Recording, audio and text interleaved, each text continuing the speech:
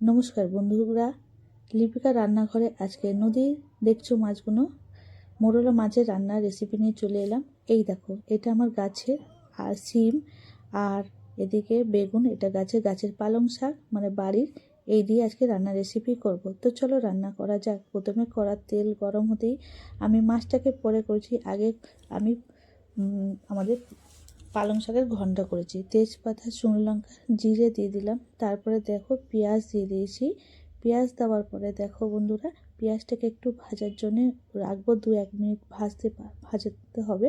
তারপরে দেখো আমি কি কি দিচ্ছি রান্নাটা। এটা হচ্ছে আমরা অনেক রকম ঘন্ট খাই, কিন্তু এবার খাবো আমি পালং শাকের। যেহেতু আমাদের এই বাড়ির পালং শাক শীতের সময় টুকটাক লাগানো হয়, সেই পালং শাকের আমি রেসিপি তোমাদের সঙ্গে শেয়ার করব। তো পেঁয়াজটাকে ভালো করে লাল লাল করে একটু ভেজে নিয়ে দেখো কিছু সবজি যে কেটে রেখেছিলাম সেইগুলোকে দিয়ে দেবো। সিম, বেগুন আর আলু। তো এইগুলো গাছের মোটামুটি আমার হয়েছে, নতুন সিম প্রথমবার গাছ থেকে তুললাম, সেই সিম দিয়ে আজকে আমি রেসিপিটা করব। তারপর দেখো নুন হলুদটা দিয়ে দিলাম, একটু হলুদটা বেশি দিলাম কারণ পালং শাক আছে যেহেতু, তার জন্যে সাথে সাথে দেখাবে, তার জন্য আমি একটু, তোমরা তোমাদের মতন দিতে পারো। তো দেখো মোটামুটি আমার দেওয়া হয়ে গেছে। এবার এটাকে ভালো করে একটু নেড়ে চেড়ে নেবো, 2-3 মিনিটের মতন একটু ভালো করে নেড়ে নেবো, যাতে মশলাগুলো প্রত্যেকটা সবজিতে ভালো করে প্রবেশ করে। তারপরে আমি পালং শাকগুলো দেবো। যেহেতু পালং শাক দিয়ে জল বের হয়, তবুও আজকে আমি ঘন্ট করব, তার জন্য আমি জল দেবো। তো মোটামুটি ভাজাটা হয়ে যাওয়ার পরে দেখো এবার আমি সবজিগুলোকে, এর মধ্যে আমি পালং শাকগুলো যে কেটে ধুয়ে রেখেছিলাম সেইগুলোকে দিয়ে দেবো।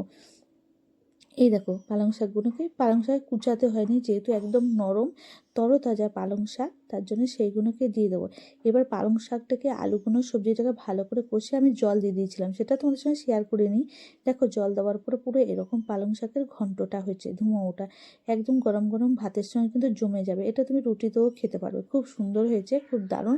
অবশ্যই তোমরা বাড়িতে ট্রাই করো, খুব ভালো লাগবে খেতে। তারপর চলো, নদীর মোরলা মাছকে নুন হলুদ মাখিয়ে রেখেছিলাম, সেটা দেখো মাছগুলো, এগুলো হচ্ছে নদীর গাঙের মোরলা যেটা বলা হয়। এই মাছের ঝাল করব গোল গোল আলু কেটে। তো মাছগুলোকে দেখো আমি প্রথমে ভেজে নেবো অল্প অল্প করে দিয়ে, একসঙ্গে বেশি দেবো না, অল্প অল্প করে তেল গরম হয়ে যাওয়ার পরে তারপরে মাছগুলোকে দিয়ে দিচ্ছি। মাছগুলোকে একটু নেড়ে চারিদিকে ছড়িয়ে ভাজবো। তোমরা দেখতে পাচ্ছ এই মাছ কার কার ভালো লাগে, কিন্তু এক কাটার মাছ কিন্তু খেতে কিন্তু দারুণ। প্রত্যেকটা মাছ এত সুন্দর খেতে, না কি বলবো তোমাদের। কিন্তু দেখো ছোটো ছোটো মাছ খাওয়া তো সত্যি খুবই ভালো।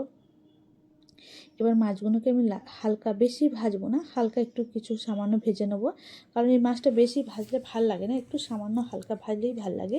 মাছ ভেজে নেওয়ার পরে পেঁয়াজ দিয়ে দিলাম, আর এই গোল গোল করে ছোট ছোট আলু যে কেটে রেখেছিলাম সেই আলুগুলোকে আমি এর মধ্যে দিয়ে দিলাম। দেখো বন্ধুরা, আলুগুলোকে দেওয়ার পরে ভালো করে এবার নেড়ে নেবো। এইদিকে দেখো আমার দো পাকা, তো এদিকে গাঁগা করে আগুন জ্বলছে, তোমরা দেখতে পাচ্ছ। ভাত যেহেতু হয়ে গেছে তার জন্য গাঁগা করে আগুন জ্বলছে।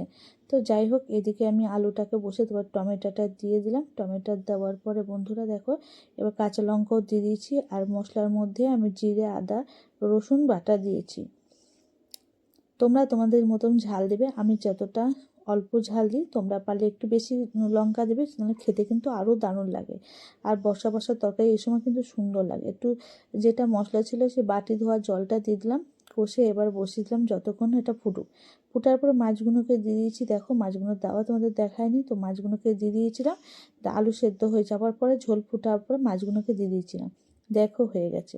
তো আমার রান্নার ভিডিওটা যদি ভালো লাগে অবশ্যই লাইক কমেন্ট করতে ভুলো না, পারলে শেয়ার করে দিও, আর পারলে নতুন বন্ধুরা হলে সাবস্ক্রাইব করে দিয়ে পাশে থেকো।